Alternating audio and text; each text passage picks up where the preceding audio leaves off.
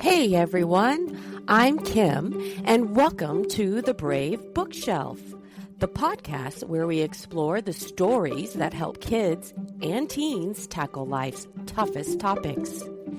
If you're a teacher, counselor, librarian, parent, or just someone who believes books can spark big conversations, you're in the right place. Grab a cozy seat, maybe a snack,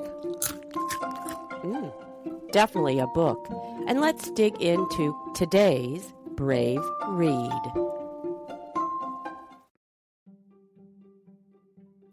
Hello and welcome to the Brave Bookshelf. I'm your host, Kim Bartosch. February is usually framed as the month of love, hearts, romance, gestures, and sweetness. But here on this shelf, we widen that definition. Because real love, especially self-love, isn't always soft. It isn't always pretty, and it definitely isn't always comfortable. Today's episode is called Self-Love Isn't Soft. It's honest. And honesty, real honesty, can feel unsettling at first. It asks us to notice when we've outgrown something, when advice no longer fits, when encouragement starts to feel dismissive instead of supportive. So if you've ever picked up a book and thought, everyone says this is great, why doesn't it work for me? This episode is for you. Take a breath, settle in. You don't need to fix anything while you're here.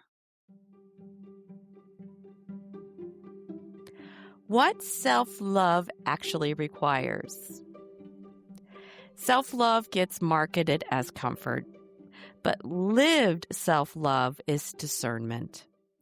It's knowing when to push and when to pause, when to lean in and when to stop forcing alignment that just isn't there anymore.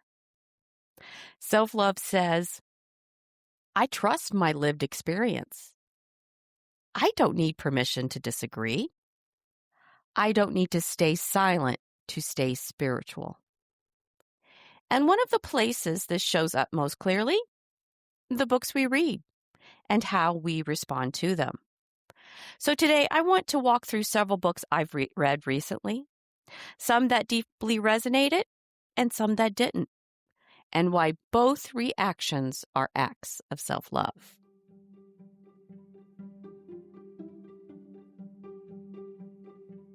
So let's start with a book that truly landed for me, The Let Them Theory by Mel Robbins. This book was recommended by a close friend, someone who knows my life, my work, and my family dynamics. And from the very beginning, it felt like relief. At its core, the Let Them Theory says, let people be who they are. Let them have their reactions, and let yourself choose how you respond. What struck me immediately was how closely this aligns with behavioral science, especially ABA principles I use every single day in my work as a behavior technician. We often use a framework called STEAM at the company I work for. S is set the boundary. We would say something like, this is not an option. No, thank you. T is to tact the feeling. I can see that you're upset. You look angry to me. E is to empathize with the person. That makes sense. I know this is hard. So tough. A is to allow time. No lectures, no fixing. Just give them space to work out their feelings and to accept the boundary. M is to move on. Let's go do something else. Let's play some games. And also within M, and here's the part that most people struggle with. During this move on, you do not rehash what happened. You do not make them feel guilty for the behavior they felt. And we do not punish emotional expression. Mel Robbins captures this beautifully when she reframes it as, let them be angry, let them cry, let them react. Let me stay grounded, wise, and compassionate. That right there is self-love. Because self-love means I don't need to control someone else's emotions to feel safe. I can hold boundaries without becoming harsh. I don't have to absorb chaos to prove I'm loving. I use this approach with my family, with difficult adults, with extended family members, and with my clients. And guess what, folks? It works. Not because it's permissive, but because it's regulated. So the next book is about knowing what season you're in. And this book is called Pursuing Success God's Way, a practical guide to hustle with heart by Erin, Harrigan. This book was also recommended by a close friend, but unfortunately it didn't resonate with me. And that matters, not because it lacks value, but because I'm no longer in that season. This is a fantastic resource for new Christian entrepreneurs or people navigating a hustle culture, ambition, burnout, and faith for the first time. I've already wrestled those questions. I've already learned those lessons. Some through books, some through failures, some through sheer exhaustion. And self-love says, I don't need to revisit what I've already integrated. What I did appreciate deeply were the reflection exercises and Bible study guides in the back of the book. Those were thoughtful, practical, and grounded. So while this book didn't resonate with me, it would work for the reader who's feeling overwhelmed with their new career, new entrepreneurship, while handling their family and personal life. This one is for you. But here's my self-love takeaway. Outgrowing a message doesn't make you ungrateful. It makes you honest. Now on to my next book, Sweet Tea and Thee, 90 Devotions to Perk Up Your Day by Linda Kozar. This was a comforting, easy daily read, warm, relatable, and gentle. Two devotions especially stayed with me. Wine Knee, because my body is very clearly aging, and Cluck Cluck Clutter, because life is full and my house reflects that. Trust me, it does. So here's a small excerpt I wanted to share from Sweet Tea and Thee, and it is the Wine Knee portion of the book, so you can see why this worked for me. You start out in life with a right knee and a left knee. But over time, you wind up with a good knee and a bad knee, the knee that's been vexing you lately. But the upside is that you can now somehow predict the weather with your bum knee joint. Silver linings. When something in your body isn't right, whether it's an injury or a medical condition, life gets complicated. You are forced to adapt, move a different way, change your lifestyle or eating habits, or give up certain sports and other activities you enjoy. The hardest part is having to sit out family activities you love, like touch football, tennis, or hiking. Injury, disease, or health conditions can sideline you in an instant.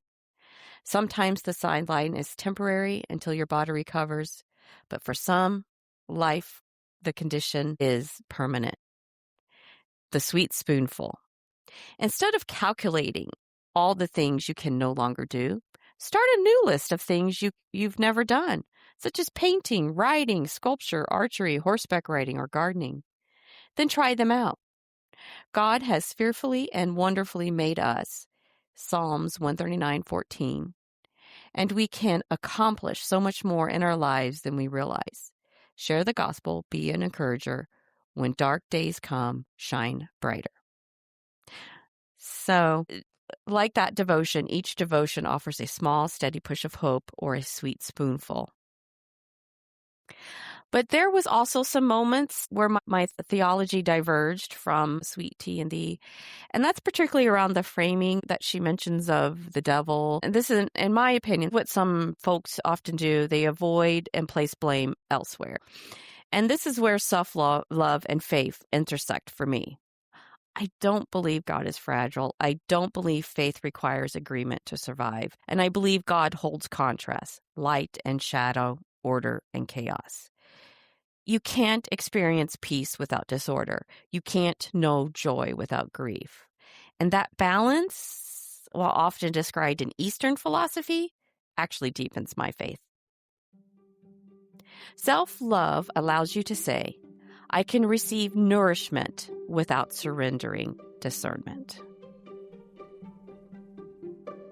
So my next book is Lovin with Grit and Grace, straight talk about romance, sex, fun, and the tough stuff, too, by Jessica Ronne. This one, too, was recommended, and unfortunately, it didn't resonate with me at all. And I want to say that clearly, without apology. The hardships described in this book felt lighter than my lived experience and didn't align with my relationship. For example, she uses acronyms for men and women to describe the expectations each man or woman brings into a relationship. And I'm going to read that from the book right now.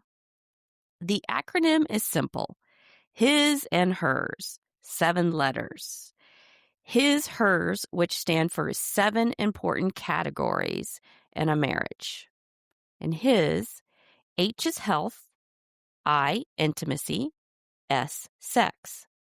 Hers, H is household, E, excitement, R, romance, S, spirituality.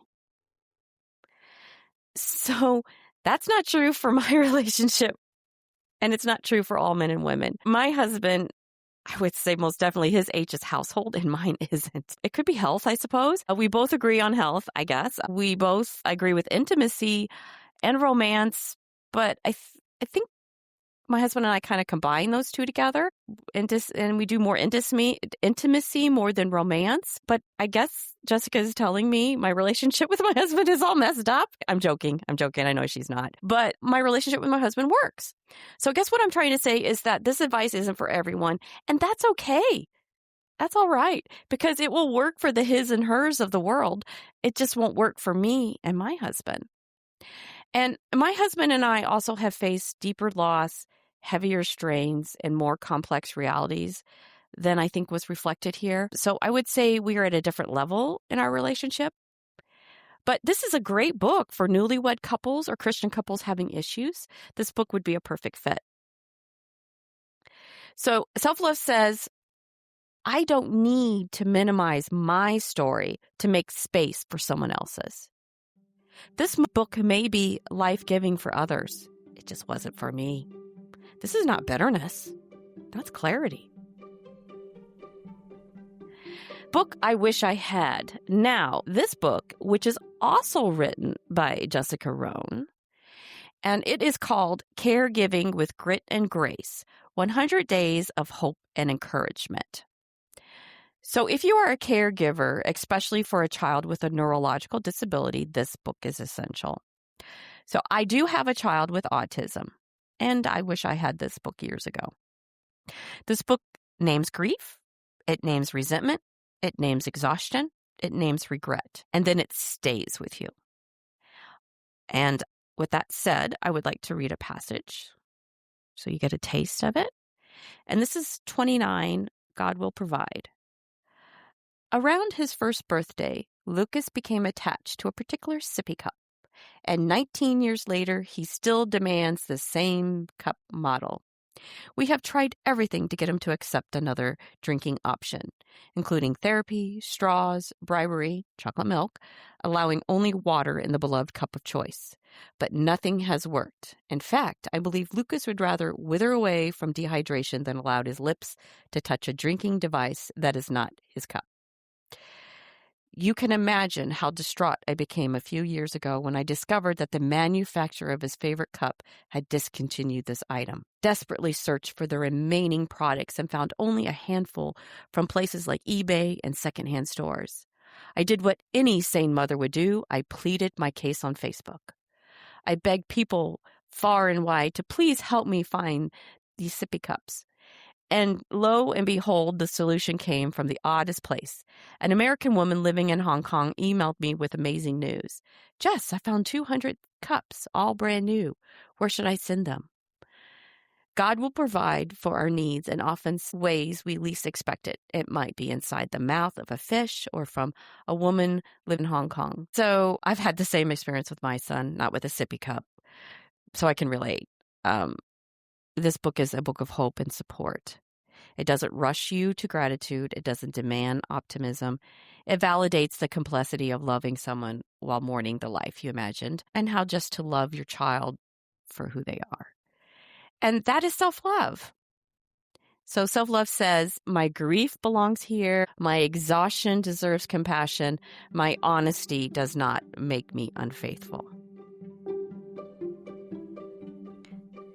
So here's what self-love has taught me this February. Self-love is not about consuming inspiration. It's about trusting your internal compass. It's about knowing when to lean in and when to gently step back. It's about letting others be who they are and letting yourself be honest about who you are becoming. If something no longer fits, you're allowed to say so. If a book misses your lived experience, that matters. If your season has changed, honor that. That is not failure. That is wisdom. Thank you for spending this time with me on the Brave Bookshelf. If this episode resonated, I hope you will share it with someone who needs permission to trust their own knowing. Until next time, be gentle, be brave, and let self-love tell the truth. Thanks for spending time with me on the Brave Bookshelf. If today's episode helped you or gave you a few new ideas, be sure to follow the show and share it with a fellow book lover or child professional. You can find more Brave reads, discussion guides, and resources at kimbartosh.com. Until next time, keep reading, keep talking, and keep being brave.